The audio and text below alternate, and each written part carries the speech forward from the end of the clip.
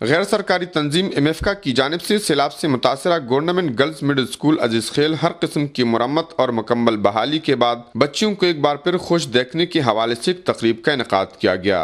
School کی بچیوں نے قومی ترانے، ملی نغمے، ٹیبلوز اور خاکے پیش کیے جنہیں شرکاء نے بے حد پسند کیے۔ اس موقع پر غیر سرکاری تنظیم امیفکا کے ممبران، ورکرز، اسکول اساتذہ اور کثیر تعداد میں اسکول طالبات موجود تھی۔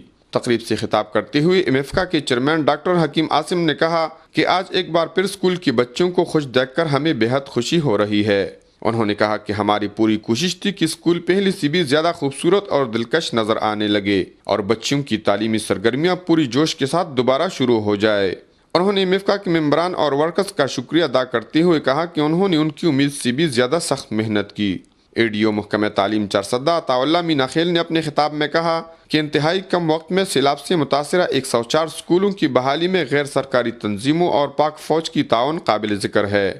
انہوں نے اسکولوں کی تعمیر نو اور بحالی میں مدد دینے والے تمام این جی اوز کا شکریہ ادا کیا۔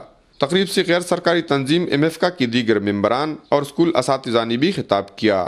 کیمرہ مین محمد جان دلسوز کے ساتھ کفایت اللہ، اے نیوز چارسدہ۔